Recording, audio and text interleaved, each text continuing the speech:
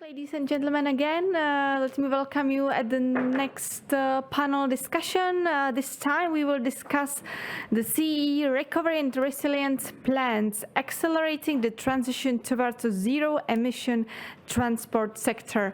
Let me tell you that this particular panel is organized in cooperation with EIT Urban Mobility, and I am very happy that I can welcome here speakers and also the moderator. The moderator of this session is Katarina Svitkova, Research Fellow at European Institute for European Policy. It means one of the institutions that is organizing this Prague European Summit. So please, Katarina, the floor is yours. Thank you very much for the introduction, and welcome to all of you. I hope you did have a chance to get a coffee. And you're well refreshed. We will be welcoming more and more people coming in as we start, but now it's time to focus on our guests, our distinguished panel. As we heard, this panel is going to be dedicated to a very broad topic, which has a real momentum at this moment, which is the resilience and recovery plans and the wider financial instruments, funding instruments on the EU level in the context of transport and the green transformation of transport in the European Union, not just on the level of nation states and regions, but also on the level of cities. Which is why we have a great panel, which I'm going to welcome and introduce. Before I do that, though, just to give you a little bit of idea of how we're going to spend this hour, or 55 minutes that we have, we're going to have some introductory statements, and then we'll have time for questions. And at the end, and I want to highlight this, please, we want to make this as interactive as possible. So we would like to hear from you. We would like to hear your ideas, your comments, your questions, and it's very easy for you to interact with us. All you need to do is go to slido.com or use the Slido app and enter the code hashtag PES 2022, which is where you can enter the questions which you're interested in as we go along with the panel, and we will make sure to have time at the end to direct those questions, some of those questions to our panel. So now please let me introduce. I will actually take it from the side and continue this way. So Mr. Christoph Weiss, Senior Economist of the Economics Department of the European Investment Bank. Welcome. Then we have Charlotte Norland Mathisen, Policy Advisor in the Cabinet of Commissioner of Transport Adina Vălean from the European Commission. Welcome. Mr. Simon Bilinski, Director of the Department of Electromobility and Hydrogen Economy at the Ministry of Climate and Environment of Poland. Welcome. And here we have Mr. Trajan Urban, the Director of the Innovation Hub East of EIT Urban Mobility. Welcome to you as well. Thank you. Good morning. Great. So now we're going to, I'm going to turn to our panelists because I asked them in advance to think about the main statement and the main message, because as I said, the times right now are really interesting, and we really see a momentum in the green transformation. And also yesterday and this morning, we heard very strong pledges of the continued commitment of the green revolution and the green transition in Europe, despite the political and the economic problems that we are facing right now, which are affecting us on many levels on industry or households as well. So there is this continued commitment, and I would like to ask our panelists, and we'll start with Charlotte, if I may. What is your main point in this context, which you would like the audience to take home today? So I think I will use this more as an introduction, and then afterwards, when we get into the questions, I may have some take-home ideas as well. But as you may know, basically the European Commission, when we talk about transport, has an objective to reduce transport emissions by 90% by 2050. In doing so, we of course also have our interim targets by 2030, which is more global emission reductions of 55% by 2030. So we have these two milestones, 2030, 2050, and what we need to do now is really to bring all our efforts together in terms of policy and industry investments to get there. And I think I can start by that, and then we will get into more details as we go forward. Great, thank you very much. Christoph, please. Thank you very much indeed. And yes, so my intervention today will be organized around 3 different points about the transformation of the car manufacturing sector in the CSE countries. The first point, of course, is on the assembly plants in CSE. And the CSE region will continue to remain attractive for investment in assembly plants that will produce electric cars. The second point is the importance of the location of the production of the batteries that will go into those electric cars, those mega factory. And here again, it's key that the CSE countries continue to remain attractive and attract those mega factories for batteries. And my third point will be about charging infrastructure. Because so far the battery points are very unevenly distributed across Europe. Most of the charging points are actually in the Netherlands and Germany. You have very few in the CSE countries. And here again, you need charging points to have electric cars on the roads of the CSE countries. And during the panel, I will come back on those 3 points. Thanks again. Thank you very much for those. We'll definitely be coming back to those points. Please, Simon. Yes, I think that we are during the time of the energy transition or transition in transport sector, and what is the most important, you might say, no one leaves behind. The transition in the transport sector should be fair, and the society should accept the changes in the energy sector. Without the fair transition, there will be no exception, and we will fail in the future. Thank you for those comments as well. Traian Urban. I will perhaps ask first, do you know EIT or EIT Urban Mobility, some of you here? Or some basic knowledge about what we are doing. So I will perhaps say that what we are doing, because in the beginning it's important. We are trying to put together all the different stakeholders in the ecosystem. It means companies, industry, universities, research centers, and the cities and citizens as well, to improve and make cities more livable in Europe. So this is our objective. And we are supporting on all kind of innovation. We are supporting all kind of business creation, supporting startups, supporting.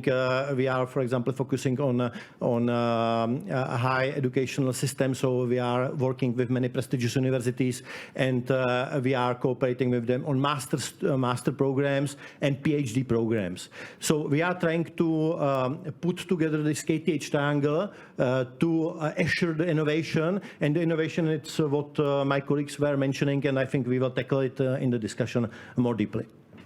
For sure, thank you very much. So we do have different perspectives, different levels in this panel, talking about the transition in the transport sector, and all of the points that you raised are very relevant to that. Please let me start with a bit of a bigger and European perspective, which is why I will turn to Charlotte as well. So do you think we are seeing a momentum when it comes to green transition in transport, despite the political and economic challenges that we're facing right now?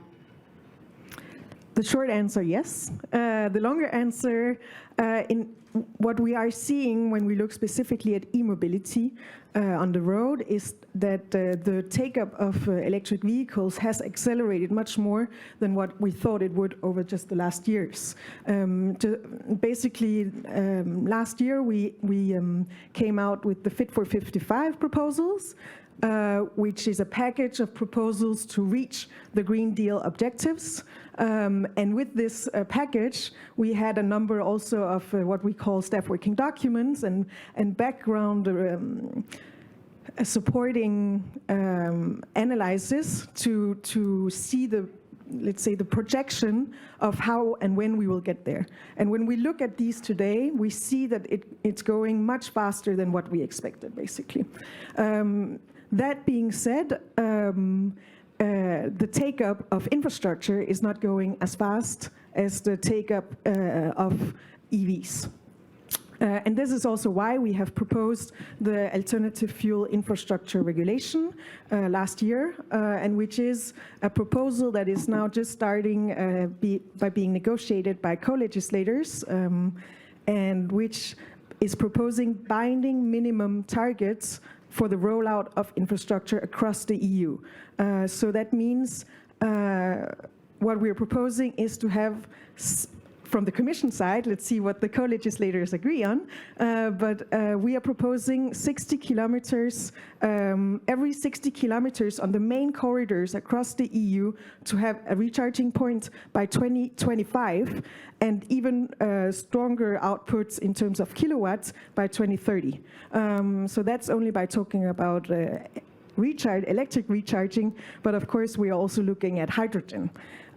So I think, and this push that we're seeing and massive rollout will only be reinforced also by the fact that just a few weeks ago, the co-legislators agreed very quickly and ambitiously on the phase out of the internal combustion engine. So by 2035, car manufacturers will not be selling any more combustion engine cars anymore. So of course that doesn't mean that there won't be any more combustion engines cars on the road by 2035, but it is also one of these legislative pushes that will help us to drive the total cost of ownership of electric cars down, and in the same time to ensure that we have economies of scale that will help us to have more various models of electric vehicles also that are more accessible in terms of price. Because indeed, and I think this is also one of what we're discussing here at the panel today, prices of electric cars are still too high, and we also see a differentiation in the different markets. But here there will be an important role also of the second-hand market cars for electric cars as well, when, for example, in today's second-hand markets in Europe, many of the, let's say, car second-hand markets in Central and Eastern Europe come from Northern or Western Europe, and are not necessarily imported from abroad. And this we can expect also for electric cars, in the sense that you have rental cars, for example, that will soon create a second-hand market also for electric cars. So I think this is kind of touches already on a lot of topics, but yeah. It definitely does, and thank you for that comment. I do think that we can agree that the commitments of the on the level of Europe are very strong and very definitive, and going in the right direction. Also, of course, the implementation is going to might differ depending on the regions that we're talking about. You touched on the charging infrastructure and the whole issue of price sensitivity, which is an issue in Central Eastern Europe. I'm sure we'll get to that. Trine had a comment or follow-up. Absolutely. I agree that we need in the Central and Eastern Europe better charging infrastructure, and I'm happy that we have the representative of European Commission here, because they need to know, and they know for sure, that the current situation in the Czech Republic, Hungary, or Romania, it's very different comparing to Denmark, or comparing Sweden, comparing Holland. And of course, if we want to promote more using the electric vehicles, we need to assure the infrastructure. So this is something what was also prepared by the European Commission regulation now, and discussed during the French presidency. And I am convinced also that the Czech government and other governments will support these steps to assure that it will be easier. Also very important is the second-hand market, perhaps coming from other countries, because the level of incomes or level of economical situation, let's say, in the Eastern and Central European countries is different. So the second-hand market can be very helpful to start to use these electric vehicles. And the third point, which I would like to mention, it's not just focus on the electric vehicles. We need to focus also on alternative fuel methods, let's say, for example, hydrogen or multimodality. So it means connecting bicycles, trains, some other mode of transport with cars, and the sharing cars, of course, it's also one of the important topics. It was mentioned with my colleague. So this is my comment. Thank you. Thank you. I would like to stay a little bit longer on the topic of the charging infrastructure, because it is a key element of what we're talking about when we discuss clean mobility and e-mobility in Europe and Central and Eastern Europe. I would like to pose this question to Simon. Are the EU countries on the right path if you focus on the Central and Eastern Europe, but you could also contextualize it with the wider EU level? I don't know if they're on the right path.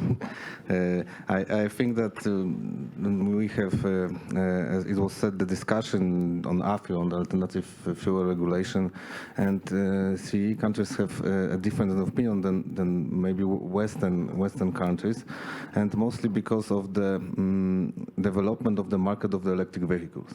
Because if we think about the development of charging infrastructure, I think we have two basic scenarios. First, that the number of charging stations is sufficient to meet the current usage of the charging point. And second scenario is that we deploy higher number of charging stations than we need. And the different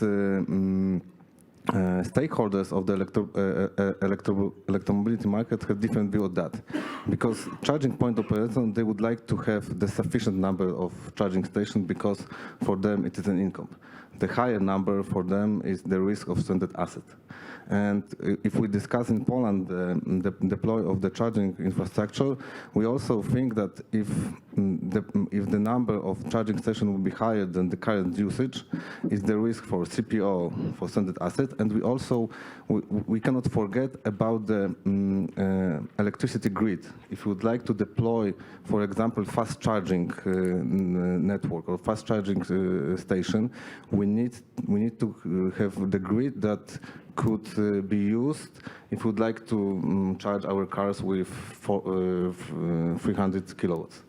So, and if we have the charging station and no one will use the fast charging station, then we have the stranded asset. And on the energy market, who will pay for the grid? All consumers will pay the cost of the modernize the grid. So that's why we always say that the development of charging infrastructure should be connected with the development of the electric car market. And we should deploy the sufficient number. But of course, from the point of view, the owner of the electric vehicles is better if the number of charging stations is higher. Because if you start the journey with electric vehicles, you would like to have, you need to be sure that you will be able to charge the car. And we still have this discussion in Poland, but We support the development of charging station. Last year we introduced the program on 200 million euros to develop the charging station in Poland, and the money for this program, it was very hard. A lot of entities would like to use this money. I think the call was ended in 2 weeks. So the companies would like to invest in charging station in Poland. Thank you. Thank you. Well, definitely there's a big push, but as you mentioned, it's a bit of a chicken and egg problem when it comes to a lower absolute number of electric vehicles in Central and Eastern Europe. Also, we will have logically lower number of charging stations. But as you know, the Recovery and Resilience Fund that is now will be implemented based on the national plans, based on the specific national plans. It does place a big emphasis on charging infrastructure as well. And for example, specifically the Czech one counts with electrifying not just different modes of transport, but also when it comes to charging infrastructure is definitely part of the plan, the huge investment plan going forward for these couple of years. I would like to go now to Chris again, because you did mention 3 important points there that you wanted to elaborate on. I would like to ask you to kind of highlight or think about, when you talk about them, the competitiveness of Europe on the global stage, because we know that electronic vehicles are very much also going to be developed and manufactured in China. How can Europe stay competitive? How can European manufacturers stay competitive in the context of what's happening right now? Yes, thank you. So this transition to electric batteries for small car and green hydrogen technology for larger trucks will require significant investment. And in the short term, we're in a context of tightening financial condition. There was the hit of COVID-19 that led to a significant decrease in the demand of new cars. And there are, of course, some strategic implication for the CEC region. You have approximately more than 220 assembly plants in Europe, and the CEC has been very good at attracting those plants over the past 20 years. In 2000, about 70% of the cars were produced in Northern and Western Europe, the US and Japan. In 2020, it was only 1/3, and the CEC region has really attracted many assembly plants, but some assembly plants have also gone to other emerging economies. And the region really needs to put in place the conditions to remain attractive for the plants. It means also investment in human capital, to have the engineers. It means general infrastructure, the entire ecosystem. Of course, the transformation to the electric batteries will have significant implication for the entire industry. It's less complex to build an electric car. A combustion engine has many more parts. So this also will have implication for employment in the region. And that's why also a need for the CEC region to increase the value added and move up the value added chain in the production of cars. So yeah, and this comes with investment in human capital. Very briefly, we need this transformation of the transport sector, because the transport sector is responsible for almost 30% of total CO2 emissions.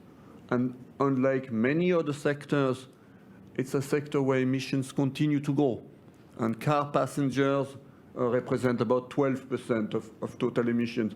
So you need rapid change, and that's why the European Commission has taken action, and it's very important that there is a rapid follow-up. I mean, it's urgent to transform the sector, and it's urgent for CEC country to attract the assembly plants that will produce the electric part, the electric cars, and they've been quite successful.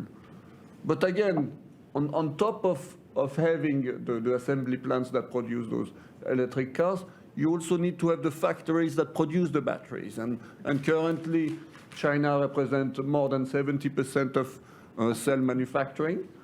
We have seen with COVID-19 significant shocks and disruptions to trade. And there has been a number of questions on strategic relocation of also the production of batteries. And here, again, the CSE region needs to remain attractive to attract those mega factories. And this comes with the entire infrastructure, but also, again, investment in human capital. I will stop here and come back on the other points later. Thank you. Thank you. There is a question on Slido already, which I'm going to go straight away because I do think it is important to note. Now we're talking about individual mobility and it's the infrastructure and the investment that it needs in order to become greener and cleaner. But also it's important to say that individual mobility isn't going to solve all our problems, and this is where we come especially to the level of cities, because public transport is a huge area where clean mobility has taken off by means of different innovations. And I would like to ask Trajan to elaborate a little bit on what the role of cities and public transport in greening the public transport might be in this whole transformation. I mean, every city it's different. So I'm always very careful to say that we have one recipe to solve problems of all the cities, because if you are comparing the big cities like Paris and other small cities like Brno or others, so they have completely different needs, the completely different challenges, and we need to speak with the cities. We need to see what are the needs, what are the challenges, and based on this, how is the public infrastructure, how the people are moving in the city, and all the details, all the data. It's very important to work with data, because if you don't have the data from the city, it's complicated to make something measured for the city. So you need to know the needs of the city, and after you need to decide, or the city needs to decide with own citizens, how would be best to solve the problems of transport in the city. Of course, I see in most of the cities the problem or the thing of multimodality or intermodality. It's very important, because the public transport is one point, but for example, if you are living outside of the city and you don't have efficient transport to come to the center, so at least you need to come to some railway station where the train pick you up and brings you to the center, and from the center you can take a bicycle or bus and you can go to the work. And it can be 30 minutes, and it's efficient, and it can be green, and it can be useful for everybody. So in all cities, I think you need to see the particular problems, and the public transport. It's of course one of the situation, one of the modes which are most important. I was recently, for example, in Tel Aviv.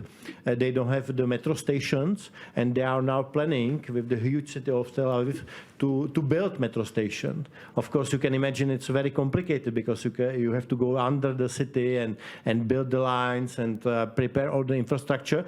But basically now you cannot move in Tel Aviv, because there is so many startups, companies, the people, and they need to solve this problem somehow, and they are preparing these metro station lines, even if it's complicated now. So we, for example, in Prague, we are very lucky that we have some of the infrastructure already built, and this is one of the basic stones in the public infrastructure for citizens.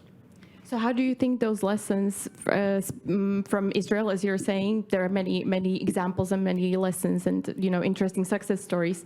If you think about the context of an average Central European city, what do you think? What kind of initiative do you think would be kind of translatable, or what is the key thing that is missing for now, when you compare it to Israeli cities, that you think would be a good way forward? I think in many cities they would like to pilot something, to try something, and we see that the public procurement processes are very complicated for them. So I think one problem for the city to be more flexible in this way, it's the public procurement, make it, for example, easier or somehow more efficient. And of course, we see the human resources problem, because many of the city, they don't have the concrete department or people which can dedicate time to pilot something or to try something what can work, and after it can be scalable and can be used for the beneficial of all citizens in the city. Thank you. Thank you. I'd like to now go back to Christoph, because you did have your third point to add before we move to more concrete questions. So I'll give the floor to you now. No, so very briefly, just to recall that the European Investment Bank is the public bank of the European Union, is one of the financial instruments of the European Union. And of course, we fully align with the Paris Agreement. The EIB is also the EU's climate bank, and we fully support the priorities of the European Commission and the European Green Deal. And again, transforming the sector, in particular in the CSE region, has implication for cohesion policy. It has also implication for support to R&D. We need more research and development in electrical battery, in green hydrogen, in those mega battery factories, but also in recycling of those batteries, so that the sector starts to have a much more circular economy approach. We talk about second-hand cars. We also need to do something with the batteries in the cars that will stop being driven on the road. We need to invest significant amounts in how to better recycle, because, again, those are limited resources that you put in those electric batteries. And here it's a real question of how we're going to take that forward. More generally, there is support to energy policy. You cannot have assembly plants or mega factory if the electricity that is used comes from brown sources. And so you really need to have more general important question on renewable energy, in particular in the CEC region, because this will also be key for the region to remain attractive, to attract those assembly plants, those mega factory, and also for the charging points, because if you have charging points, you would hope that the electricity that goes into the cars comes from renewable energy. The second point is, of course, the EIB support also SMEs and innovative SMEs, because there is a need for the automotive sector to reinvent itself with the move to electric batteries and green hydrogen. And the last point is, the support on cohesion policy and the priorities of the European Commission that are, it's urgent to act, and it's urgent to make investment in a context of tightening financial conditions. Thank you. Thank you. Yes, please. Actually, I wanted to react on that, and especially with regard to what you said on batteries, which I think is a really good point, and I think this is also why since 2017 the Commission has put in place the European Battery Alliance, which is a very strong alliance with over, I think now, 700 members, and basically the Battery Alliance is supporting all these types of battery projects across Europe, and industries and startups and research and innovation.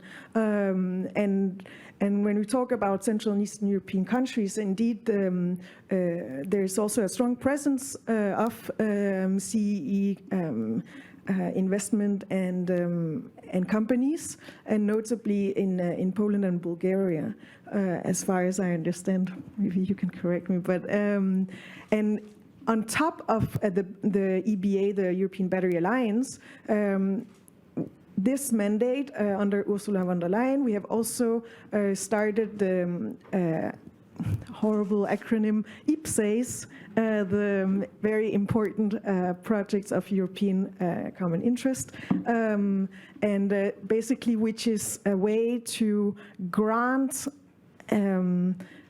subsidies for very large projects, such as mega battery factories.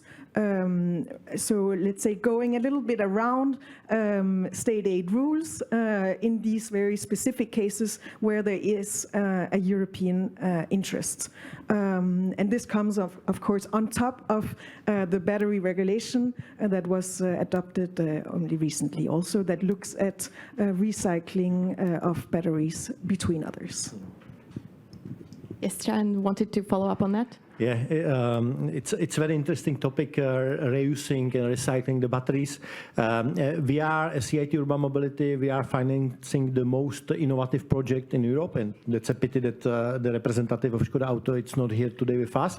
But we were supporting them with one very interesting project about recycling the old batteries from cars. So they are using these old batteries and using it for charging infrastructure and deposition of the energy for example, some local needs in the city. So this is one of the first projects of recyclation of the battery. They are able to make use of 97% of the old battery from the cars for other purposes. So this is one of the main things also we have to focus on, the recycling economy in the future.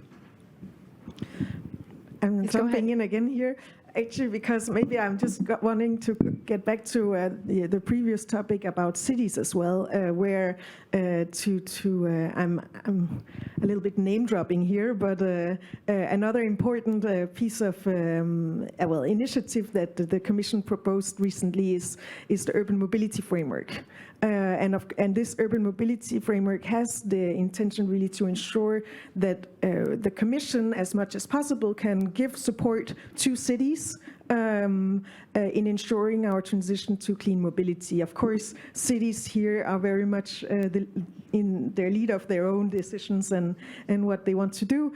But if there is a need for coordination, the Commission is there to help on all these different matters. And one of the tools to help is the Sustainable Urban Mobility Plans, the SUMPs, that cities put in place themselves.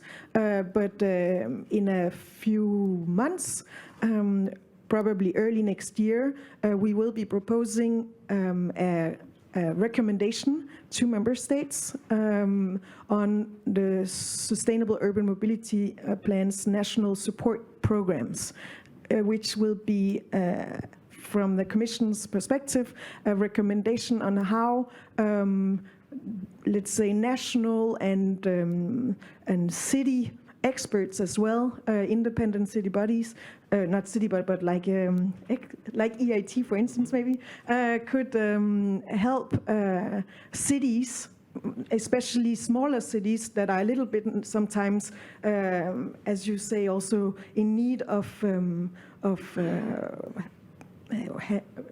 d'oeuvre,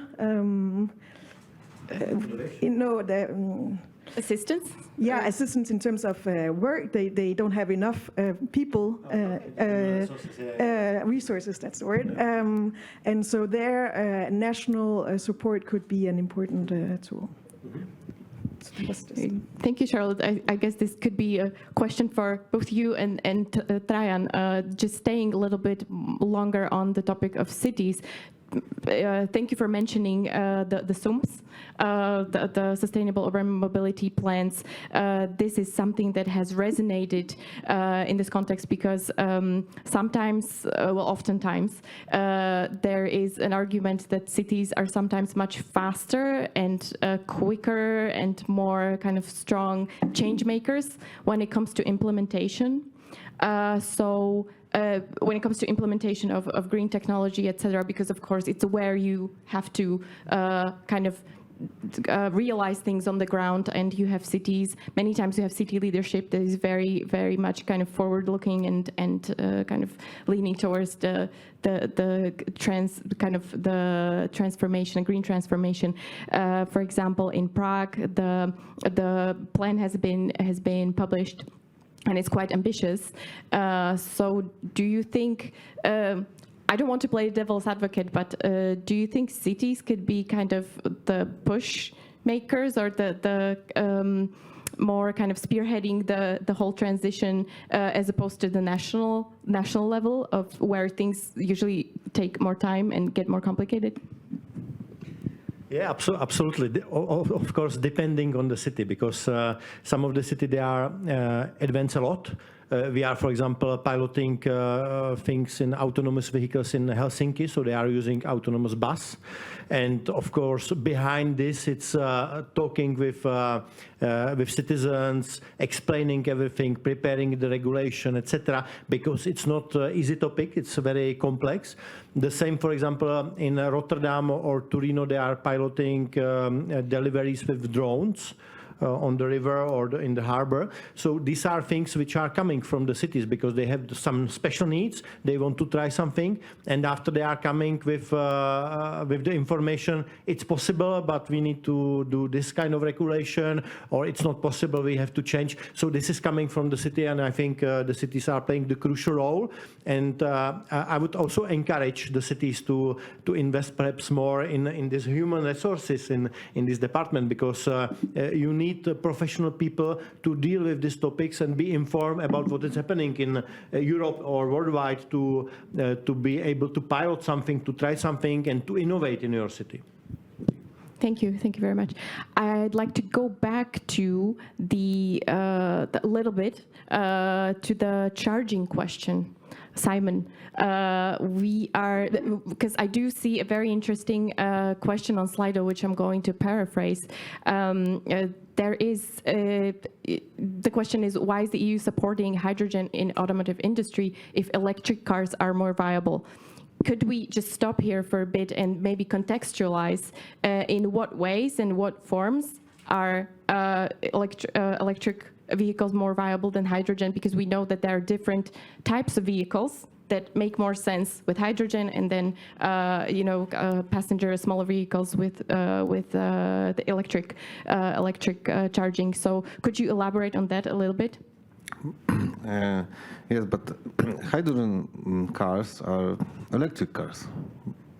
But electricity is produced from the hydrogen in the fuel cells, and we're not charging the battery of the cars. But this is a very interesting discussion, because in the transport sector we discuss a lot about which fuel is the best.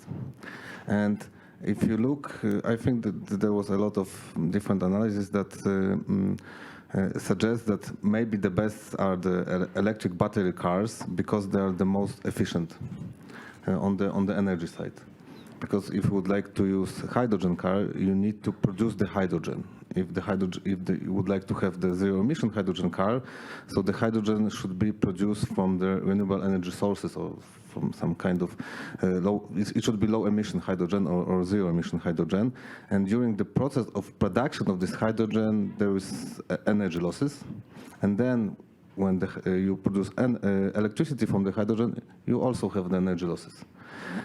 So in the whole process, you probably will need more energy to produce hydrogen and to induce the hydrogen in the cars. But from other hand, if you would like to develop the battery electric cars, so you need the batteries. And there's also the problem about the size of the battery, because if we would like to use the battery in long distance transport of goods, so the batteries are very big, so the truck will take less goods, and there are costs. So if you would like to use battery trucks, there is the discussion about the way how the goods are transported in European Union.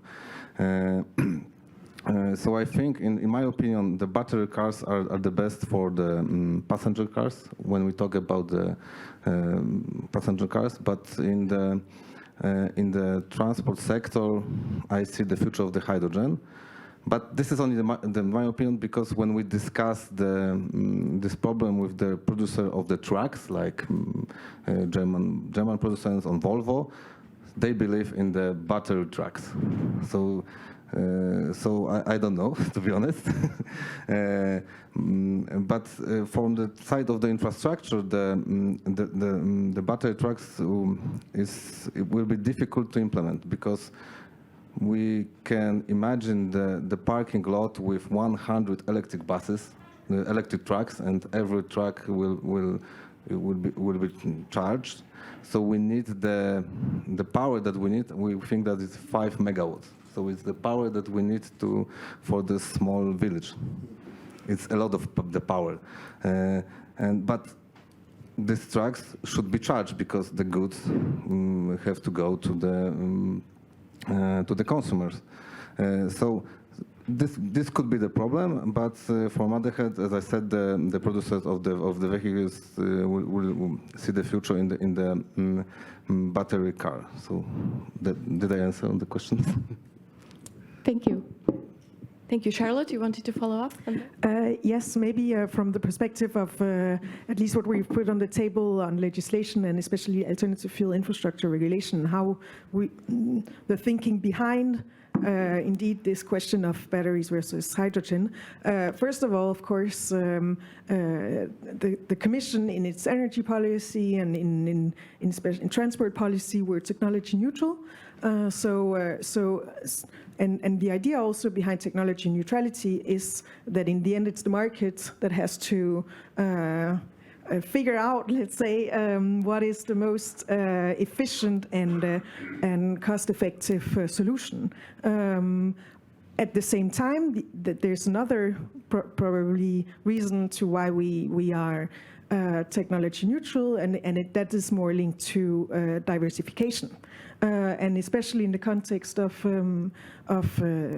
what we're seeing right now with the energy crisis, we can only imagine a future where there could be a cyber attack on the energy grid, and what do we do then? The electricity grid, I mean.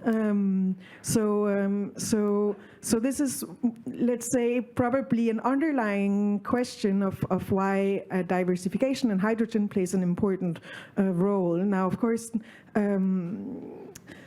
the alternative fuel infrastructure regulation has also set out infrastructure requirements for hydrogen, which is intended to be used both for, in the way we've formulated it in the proposal, for both trucks and cars. So it's we're not saying that the hydrogen infrastructure should be used by cars or trucks, but it because of the way hydrogen refueling works, we foresee that the first refueling points on the market could be used by both vehicles types. So and then let's see what the market will deliver. And indeed, even for cars, maybe, and this is my own opinion, there may be specific situations in mountainous areas or in specific use cases where electric is maybe not the ideal solution. So we're not excluding anything at this stage, but indeed we need to ensure what is the most cost efficient and sustainable. Thank you. If I may add one thing, because there's also one other solution that we will forget sometimes synthetic fuels. This is also the solution as alternative fuels, the synthetic fuels from hydrogen.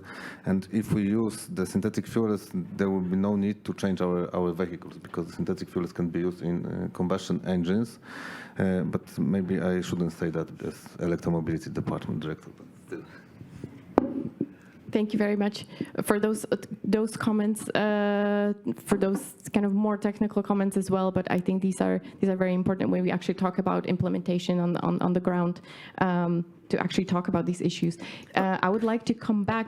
I just forgot to, sorry, I forgot to say something. It's that when speaking to different manufacturers, truck manufacturers, there is indeed, they're not betting just on batteries. It depends on the manufacturer. Some are betting on both and investing in both electric and hydrogen trucks. Some are looking at just one technology, but this is a business decision, of course, and but we already have both types, hydrogen trucks and electric trucks, available today on the market. So. Thank you. And from technology and the technological aspects, I would like to jump to the human aspect as well. You know, we've mentioned several times the human capital, the question of human capital, and capacity building of the workforce, because it is true and it's a reality. So we have to kind of count with that in the Central and Eastern European countries, the automotive industry is a very big employer. It's a big part of the industry, of the economy. It employs many, many people. So there is a question, and it's sometimes connected to a bit of a political discussion as well.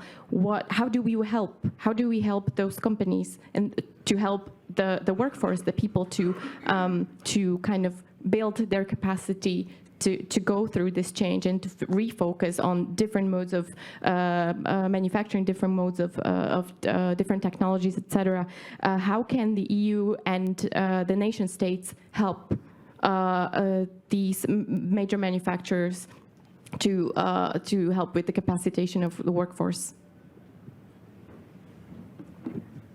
So very briefly, but I will give the floor to my colleagues as well. This is why I suggested earlier, it's very important that the CSE country, when it comes to assembly plants or even gigafactory, are not only attractive because of cheap labor. I mean, it really needs to be the quality of the workforce and move up also on the value-added part of assembling those cars. And this will require significant investment. Of course, the EIB supports cohesion policy, supports the priorities of the European Commission, and we make a significant investment in education, in university, and so forth and so on. But yeah, you really need a rethink in that, and I think developing an innovative ecosystem. When you think, cars and trucks, increasingly the value added is actually in the software that brings those trucks. If you think about even autonomous driving, the software that you have in those cars will be significant, and that's where you need investment in engineering, but IT, and not necessarily directly in car manufacturing experts. But you need to have a broader perspective. And then very briefly, if I can come back on the trucks, for personal reason, I'm a strong believer in transportation of goods via rail. And I think increasing and scaling up in investment in rail infrastructure, in the TEN-T program, so those trans-European network, will also be significant. And you touch upon the idea of intermodality, and I think there as well, you need significant investment in intermodality. Transporting goods by rail is probably much more efficient. Again, you need clean energy that goes into the electric lines. I'm going to stop here. I slightly changed topic, but you can come back where you want. No, that's okay. I would actually take you up on that, because I do think it's important that we talk about that as well. The railways and the electrification of railways, of the existing infrastructure, is also an important part of the the National Recovery and Resilience Package on the level of many nation states. This is also what is in the part of the plans in the Czech Republic, for instance. It will focus significant funding on this area as well. We are unfortunately running out of time, or we will be in a couple of minutes. So I do have a question, more of a broader question, which I will answer from each of you, and that is about obstacles. If you were to think about one single obstacle that is impeding the implementation of green, clean, and sustainable mobility from your viewpoint, what is this one single obstacle, and how do you think it could be solved? And we do have about 1 or 2 minutes per speaker, so let's start from this side. Okay. So I would say we need to put together all the different actors in the ecosystem. It means the city with industry, with research, with startups, with companies which are inventing some products or services. And of course, we need to inform the citizens. So it needs to be a collaboration of all the stakeholders what will be implemented, because in that way, nobody will be surprised, and the majority of the people will decide on the way or direction where we want to move, and it will work. If we will not be able to put together the research and industry and the citizens, it will be complicated to make any change. So I think this is the biggest obstacle, and one of the objectives of EIT Urban Mobility is to work together with all the stakeholders and support the most innovative project, test them, show if it's working, how it's working, and after we are prepared to scale, or the companies or research center they are prepared to scale this pilots on the bigger level. So in other words, collaboration, or lack of collaboration in this area between stakeholders is what you think is the biggest... More connection, I would say. Yes, more connection is needed. You take the positive approach, that's good. Yeah, always. Simon, please. I think what we need to do in the future, we should connect the transport sector plan with energy sector plan, because what I think could be the most obstacle, that the lack of the energy for the electromobility. Our whole economy will be used in the future more and more electricity, and we need to connect this to perspective of grid development, of energy production with the plans for electromobility. A very valid point. Thank you for that.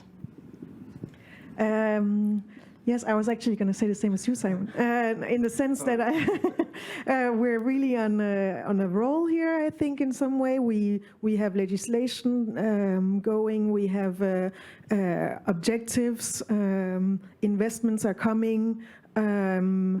Also from the EU, there's funding, but at least when we look especially at the e-mobility side of things, the main obstacle today we see is really also access to the grid, and that also actually relates back to the question of how we make the different stakeholders speak together, to ensure that the objective at EU level is linked with basically the local authorities who are responsible for giving access to the grid. So I think I would very much agree here with the previous speakers also that yeah, it's about speaking together and making the connections and ensuring the link between energy and transport. Thank you. So in addition to what my colleague said, so the economics department of the EIB every year conducts a survey on firms in Europe, on more than 13,000 firms every year. And we ask them, what do you consider the main obstacles to investment? And when we look at the structural long-term obstacles to investment, of course, we have finding people with the right skills. So not necessarily finding people with high skills, but the right skills as a major obstacle to increase investment for corporate, for firms in Europe. A second obstacle is uncertainty. And uncertainty can be about economic condition, can be also about regulation. And I think when it comes to the transport sector, the European Commission is really helping to have harmonized regulation that is then, of course, translated by member state and implemented by local authority. But this is really this harmonization of regulation will help the transformation of the sector, in particular in CSE country. If we look maybe at more short-term obstacles, it's clear that what we have in the latest survey of the EIB investment survey is that energy costs are starting to become a major obstacle to investment for firms in Europe. It was not the case in previous ways, in previous years, but with the energy crisis, energy costs are becoming an obstacle to investment in Europe. And another obstacle is access to finance. So tightening financial condition will postpone, lead to the postponement of some investment in Europe. And here again, I think financial support grants from the European Commission will make a difference to support cohesion policy and industrial transformation in the CSE country. Thank you very much, Christoph. I think that's a great statement to actually finalize this panel. So I would like to thank all of you for joining us today for what was a very insightful discussion with comments from all of you. So please let's give a round of applause to our speakers. Thank you very much.